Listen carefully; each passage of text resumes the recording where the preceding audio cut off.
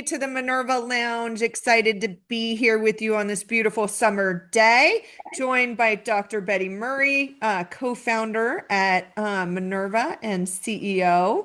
So we're going to just kind of dig in, Dr. Betty, and I wanted to just start with, we hear a lot of false information out there when it comes to hormone replacement therapy, about estrogen, but we also hear a lot about testosterone because we really identify that with men. So I want to have you share a little bit about what the advantages of testosterone are, and then also some of the challenges that we see. We know there are actually a few people on that, have done pellets and then had a bad experience, so then they lead away from it. But just give us the truth about testosterone from your perspective. Okay, so first and foremost, we have to remember that women make testosterone, right? We make testosterone actually at very, very high amounts. And so the challenge is we've been told all this time that testosterone is kind of a male hormone. It's for men, and with this kind of implication that it's not for women. And when as we mature and we get into our 20s, our testosterone peaks in our early 20s. And then it has actually a slow decline, right? So there's a slow decline from our 30s into our 40s, 50s, 60s, and 70s. And the truth is we don't have this volatility of testosterone when we go through menopause. So you're just think of it as it's a steady roll downhill, right? It doesn't fluctuate like estrogen does and progesterone does. But there's a couple things that happen when we are in perimenopause and menopause. So the first part is we have to remember that we're on a steady decline. So unless women have more, so there can be reasons some of us are androgen dominant, meaning we make and keep more testosterone around. And here's the thing, all of your estrogen is actually converted from testosterone. So testosterone gets converted into estrogen in your ovaries. It gets converted into estrogen in your bone. It gets converted into estrogen in your fat cells and even a little bit in your adrenals, right? So the reality is testosterone's upstream. So depending on how we're wired genetically, we could lean a little that way. So if you happen to always be a little bit hairy, right? Especially if you were younger, you had let's say a lot of arm hair, maybe facial hair.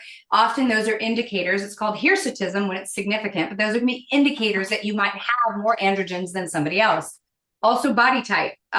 Generally speaking, if somebody as a woman has a little more androgen dominance, they tend to be less curvy. Now, most of the women on this call know I joke about it all the time. I got a badonkadonk butt. I sort of exploded both directions. When I went into puberty, it was like I went from being skinny and small to a lot of curves. Let's just call it that way. I don't have a lot of androgen dominance. So testosterone is one of the more powerful androgens, right? So it's on a steady decline. Now, estrogen, when we get to perimenopause, it's bouncing back and forth. It's jumping all over the place. And that's why we get a lot of symptoms. Progesterone declines even before that. So we often get the sleep, the insomnia, the anxiety. We may get acne, all these other things. However, when you go through menopause and you flatline, so let's assume you never did hormones at all, and we flatline, ovaries stop making estradiol. Often what we will see if we were to look at a lab is your estradiol will be almost non-existent, right? The ovarian production will be almost non-existent. I know the first time I tested mine where I finally flatlined, because I had a tubal and an ablation. So I was tracking labs because I couldn't tell because I wasn't having a period. And so when I finally flatlined, it was below 5, which is basically the limitations of what they could actually read, right? So all of a sudden it's like, okay, so you could be really low, right? You can be 10, you could be 12, but generally it's going to be under 30.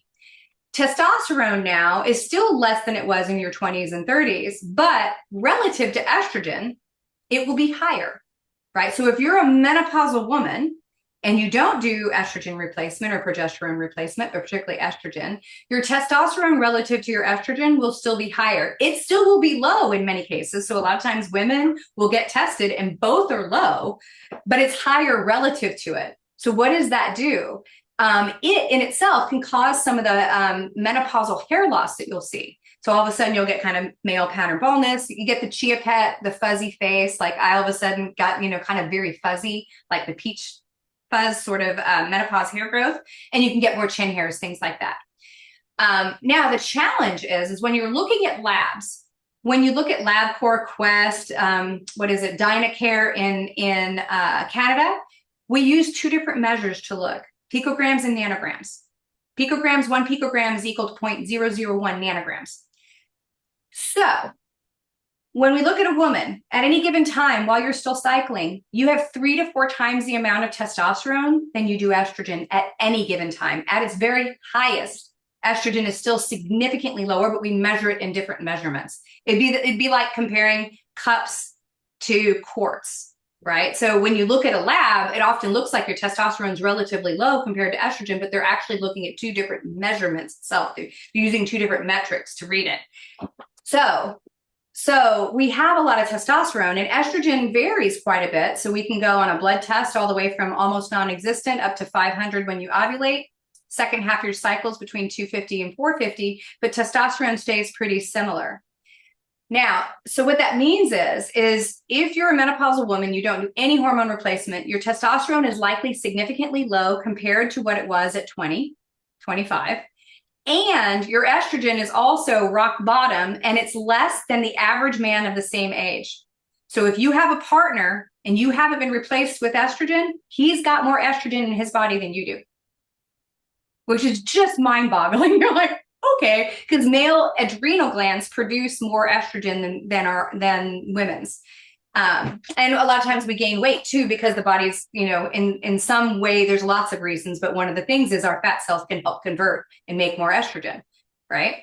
So testosterone gets thought of, because of a patriarchal medical system, as if it's a man's hormone, right? And what really happens is when a woman starts to see that decline, there's a bunch of things that happen physically. So we see about a 1% loss in muscle mass for every year after about 40. So we have this steady decline. So unless you're working really hard at it, right? You're like, okay, I'm going to lift weights. I'm going to do, multi-directional jumping, all that stuff. We have this loss of just lean muscle mass, and particularly like legs, hips, butt, the things that move you. And at the same time, we see loss of bone mass, right? Because it's actually part of the reasons why bones grow is because the muscles and tendons and ligaments pull, and it stimulates all these growth factors to tell the body to build. And testosterone has a weaker effect on telling the bones to build. Estrogen is the foreman to bone building. It literally says, hey, construction crew, come to work. All right, so we see physical changes. But testosterone is as much a drug in the brain or a hormone in the brain as it is in the rest of the body, right? And here's where it becomes very interesting. Testosterone directly helps dopamine, which is your sense of anticipation, excitement. It's a very important mood motivator, right? So that's what gets your butt up off the couch. That's what makes you go, I want to do that. It also helps with attention and focus and directed focus, right? So it affects the prefrontal cortex here. It affects mood significantly. Now in Europe, in the UK, they approved testosterone for sexual disorder, which means you don't want to have sex. Because again, a patriarchal medical system thought, well, the only reason why we would ever replace testosterone in a woman is because she doesn't want to have sex and is not interested. Her libido is low. And so we have credible studies there looking at doses from about 2.5 milligrams up to 10 milligrams to improve dose. 10 is a very high dose on a daily basis. And we see improvements for some women, not all, because a lot of times sexual desire has a lot to do with everything going on between the ears and the relationship before you ever get to the physical part. But it does help with orgasm and pleasure. So testosterone gets missed, in the sort of treatment of women particularly. There's a study that literally came out last week that looked at the levels of testosterone in women and the risk, especially postmenopausal group, for cancers, right? So, without intervention. So they weren't looking, were they intervening or not, but they're just saying of the people that had the higher quartile or the higher amount of circulating testosterone, they had less risk based on historical data for cancer. We know it reduces the risk for most of your primary breast cancers. So actually having testosterone helps reduce that. And then you do see improvements in body composition if people are eating right, doing exercise and things like that. We can see lean muscle mass growth. But where we see it so much clinically, both in the clinic over the last 22 years, and especially the women at Menrva, is often we have a lot of times we have this vague sense of I don't feel like myself. I'm just like, ugh. You get to this time period, and most women will say, I notice that I'm just more motivated. I've got a little more pep in my step. I can focus a little bit better. There's a little more me going on, so I think we don't have good clinical studies because again, in the US, the FDA has not approved testosterone for women. So you can't get it any kind of form, even a synthetic form from CVS, right? They just haven't. They're like, we think that's for men still. And so today you either get it compounded, right? Which is either going to be compounded in an injection, a cream, or you get, some doctors will prescribe the men's version and they tell you to try and get little tiny bits of it, which is, 10 times what a woman's would be. So it's very, very frustrating. I have a friend that's actually got a drug manufacturing firm, and they've gone through phase 2 clinical trials with the FDA for a female dosed patch, right? Doesn't mean I love patches. It can be great for some people, not for others. There's, the adhesives and things like that. But she has been working for 2.5 years to raise the money to go through phase 3 clinical trials. If this was an erectile dysfunction drug, she would have had it in like 3 months. We have 17 versions of drugs for erectile dysfunction. It affects like 18%, 19% of men. Mind-boggling. Sorry, I'm always angry. We just harness this.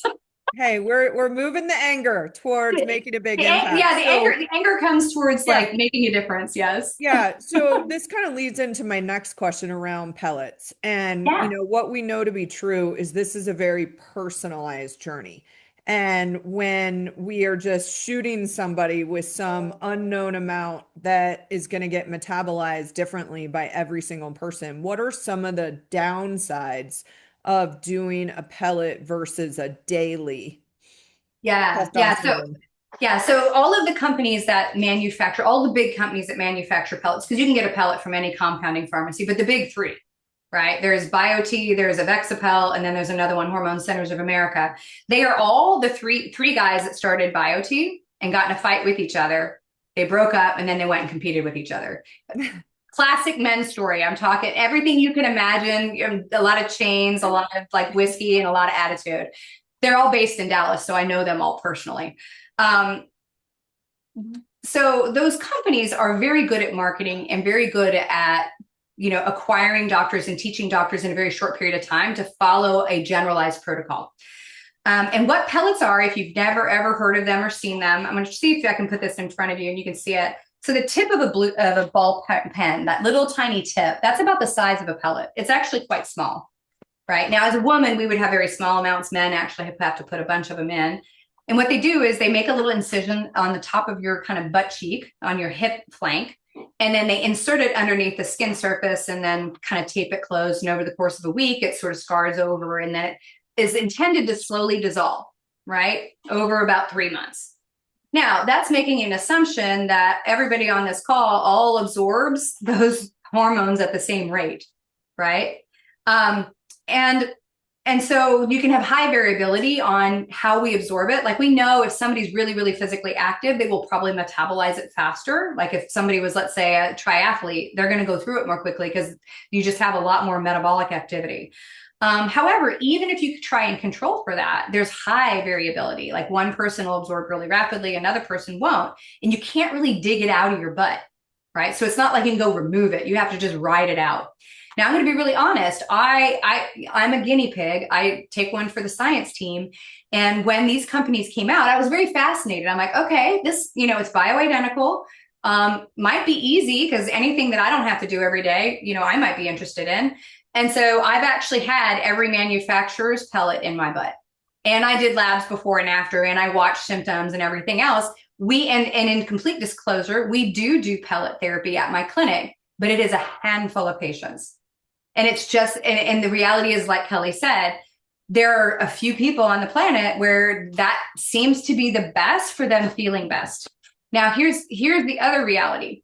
is these companies set pricing, right? So they're expensive. They're more expensive actually than getting, even if you don't have, because most of us don't get insurance coverage for our hormones anyway, but they're quite a bit more expensive than even getting, a patch and a whatever and a whatever. And so, they set pricing and they set other things. But the other thing is they train in a weekend, right? So they get 70 doctors in a room and they train in a weekend. I have attended their training multiple times. Believe me, they are always like, Betty, come listen. I'm like, I don't care. But so they train in a weekend. So we're talking stuff moves quickly, right? And the degree of memory and the degree of implementation changes a lot. Like I've seen people giving pellets without giving progesterone, and they get estrogen and testosterone. We've seen everything. Here's the thing, is testosterone is not an endpoint. Testosterone can get converted into a hormone called DHT, dihydrotestosterone. And depending on your genetics, you either do that a lot or do that a little. DHT is more powerful than testosterone. There's also a whole nother set of androgens called androstenedione, androsterone that are also part of the picture that your regular blood work doesn't show. So you may have low testosterone, but these might be higher, right? And if you're not looking at it, then all of a sudden it's a problem. So if somebody puts a pellet in your butt and they don't look at all of these hormones, you may get a whole lot of side effects, hair loss being the first and foremost. Right? Significant, because what happens is DHT especially, but all androgens will do this, but DHT does it a lot, will cause the hair to fall out. It'll make the hair dormancy phase where it sits and sort of hangs out for a while longer. And then it makes the hair follicle grow back thinner and finer. So you get this like cotton candy sort of fuzz hair, right? And you don't know it until it started. And once that happens, it's sort of got to run its course.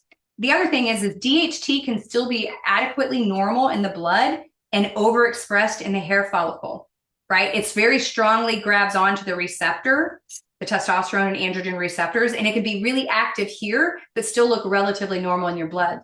I watch it like a hawk. If you want to go back and listen where I talk about my hair loss, Kelly knows this is not my hair. I pay for this, right? I have a weave because my hair is so thin. It already was thin. Right. It was thin and fine. And then it gives up the ghost at about right here. It's like, and it's because I went through that and I went through COVID and it's like, it's still trying to figure it out. So I'm really hyper aware of hair. Right. And my DHT has never been high on a blood work, but it's high in the skin surface. So, but if you have a pellet in, you don't know. So if you are doing pellets or you're thinking about pellets, you want somebody that's not going to just follow the prescribers. They have like an algorithm that they just put everybody through. You want somebody that's going to look at you and probably underdose it. And I would never start with a pellet first. If you go to a practitioner and that's their only answer, that's a problem. Yeah.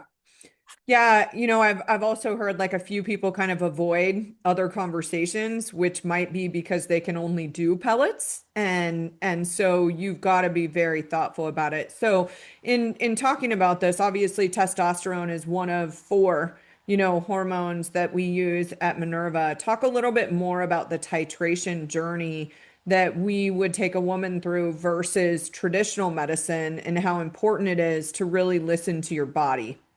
Yeah. So I think first we have to understand that two people can have very different hormones on their natural journey. Again, we could all stand beside each other and see our bodies look different. Our sex hormones are main drivers of that.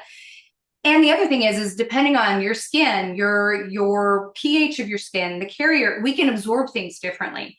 One of the challenges is, pharmaceutical companies, when they get FDA approved, they approve for certain doses. Right? And they have to approve each dose. And what Louise Newsom found out of England, so England has kind of like, this is the dose. Like England's a little further ahead in that they're admitting there's a problem there and they're trying to do research, but they're also, because they're a nationalized healthcare program, they're like, you can only get this patch, right? They're like, this is the patch. And you have to really fight to get like a different version or a different dose. Louise Newsom out of England did a study on her own patients, and she found of the ones that took the patch, 50% were underdosed, meaning they weren't protecting the brain, the heart, the bones. They just weren't getting the protection from that standardized dose. And 25% were overdosed. Now, what you would say is, Betty, well, why don't we know exactly what point I need based on my labs? Well, the problem is we're not seeing the labs until you're either in the chaos zone or we're already flatlined. We don't know where you were when you were let's say regular for you. And we don't have any real credible science to say what dose is there for a woman. That's really why the technical side of Menrva exists. That's one of the main questions we're trying to figure out. If we can start tracking all of this information and tracking what dose Sally needs compared to Irene, compared to Karen, compared to Betty, we'll start being able to look at labs and symptoms and start being able to draw some conclusions there and be a little more scientific about it. But the reality is you have to start kind of low and you slowly work your way up based on symptoms and then laboratory data. And so this would be true even with the hormones that we use. We start at usually, if somebody has not been on hormones at all, we start at a relatively moderately low level, and then we allow the woman to kind of look at it and go, how did I sleep last night? Let's see, I got up and I was hot, but I didn't have a night sweat. So maybe I just need a little bit more, maybe I need a little bit more estrogen, right? So you can take a little bit more or take a little bit less. And we're tracking, like, how much are you using? Did you take it today? Did you not? And the goal is to try and help you understand your own individual needs. And then the larger question as we build out the technology is, can we get more scientific about it to begin with? And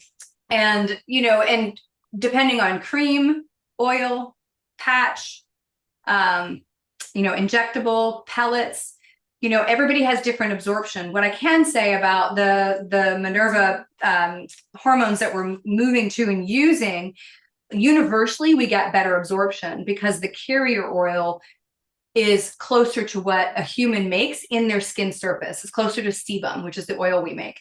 And so when you use jojoba oil, it has a penetration that other oils do not. So if you go to like a compounding pharmacy and ask them, they usually, like, you can get progesterone compounded in olive oil. Olive oil is a terrible carrier for something surface level on the skin, or even almond oil, or some of the things that we might use to make our skin softer. It doesn't help penetrate the skin. It actually sits on the surface.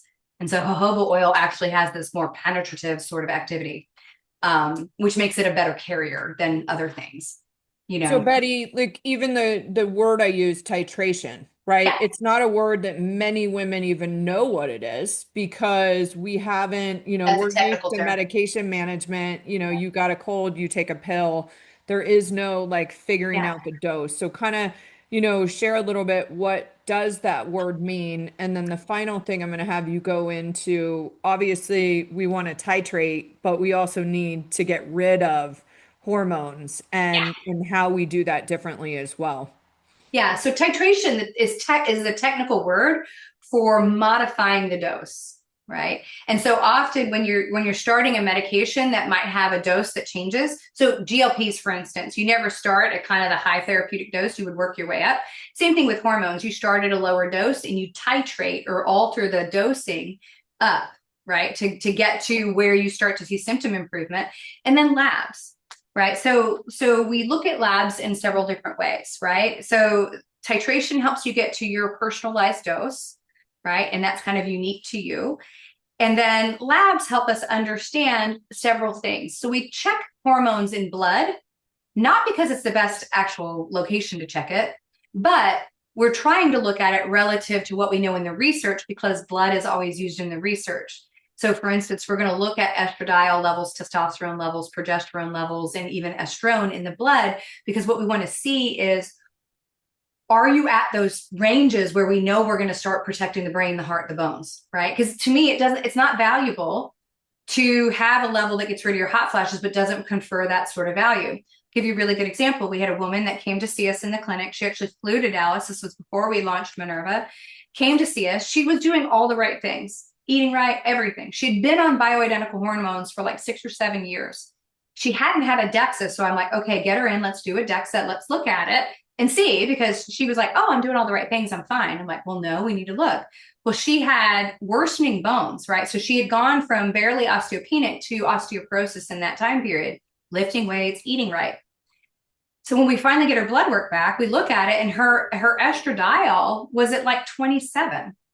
She wasn't having hot flashes. She wasn't having night sweats. She's using vaginal estrogen, so she also wasn't having painful sex. So all the stuff that she was told by her well-meaning functional medicine integrated doctor weren't true. She wasn't having those symptoms, but that doesn't mean we were actually getting improvement in bone and retention of bone and protecting the brain and the cardiovascular system. She needed to be higher. So blood work is how we look at that, and we have to look at thyroid at the same time. So we look at it in the blood. But what's more important also is how your body takes those hormones, packages them in the liver. It's called the biotransformation process or liver detoxification process. And it's complex and it's got a bunch of different pathways. And how, depending on how you're wired genetically, you're either better or worse at that. However, how you live your life, so how you eat, what you do, the toxins you were exposed to or not, either turn that up or turn that down. So you could have a really, take it this way, you could have really crappy genetics and have a really clean lifestyle that doesn't sort of express those genetics. And you could have really good genetics and still have really bad detoxification because you're really treating your body like Keith Richards, right? So the detox pathways are how your body packages it. And we can look at that in urine and in stool, right? We can extrapolate that information from urine tests. 24-hour urine is the gold standard. There's also like the Dutch test that has the little blotter pages that has its own value and its own drawbacks. All of the labs today that do that still have some pathways that aren't represented enough. So we're working on getting that answer too. We have some, think of it as the last step to get to the dumpster isn't well seen. It's called the sulfation pathway. But when you look in the urine, what you get is a better picture, because when you look at the blood, you see what's called bound and free together. So hormones have a taxi cab that pick them up, drive them around, and they're supposed to open up and let them out. In the blood, you can't tell how many are free or how many are bound. You might look normal, but they might all be tied up by sex hormone binding globulin. You can get that number, but you still have to kind of calculate it. It's not a direct measure. When you look in the urine, you see what's free. So what's actually doing what it's doing and how you detoxify it at the stages, because the stages are modifiable with nutrition, with supplementation, with, you know, like if you're making too much 5-alpha reductase that makes DHT, we can put saw palmetto in there, or I take spironolactone, which is a drug. I'm like, I'm going to cut to the big guns. I don't want all my hair to fall out. So I take a drug that actually blocks that pathway so I don't lose my hair. So we're able to see that. So we're able to see all of that. And I think that's the area where, well, I know that's the area that's missing in healthcare. And even in a lot of functional practitioners, because they don't know how to apply it in a way that's meaningful, or they'll go, well, we don't need to know that. You don't need to know that, but you do, right? If we look at population data, hormone replacement therapy basically reduces all cause of dying, right? We have a 10,000 or 10 million women study that was produced at the end of 2024 that showed women who did hormones, right, over a 20-year period, and especially those that stayed on hormones the longest, had a reduced cause of all-cause mortality, including breast cancer, colon cancer, heart attack, stroke, CHF, all of it. But the woman that has complicated stuff, I believe, this is me, my hypothesis, this is where my PhD research resided, that a lot of it is complications in these pathways, and that if we just knew how to move the levers, they could still be on hormones. Right? It's not necessarily drop the hormones as low as they can go. It's more so help the levers move so you can get it to the dumpster. And that's really where we stand out. And we'll be doing a lot of other unique things in this pathway over time to try and find those other areas that we aren't able to see right now in lab testing. Yeah, so powerful. And I think, some people listening might be like, free versus this, like, oh my gosh, I'm already feeling like it's complicated, right? And that's why that's really where we need to have a trusted partner that is committed to personalization. And we haven't been used to it. Like, you have a sinus infection, you go to a doctor, they give you an antibiotic. They don't talk about what it does to your gut microbiome and how things change. And so I think definitely at Menrva, we're excited about really helping women on this journey. So we are at the point in which we're going to open it up for Q&A. So thank you for those of you joining us. We're going to go ahead and hit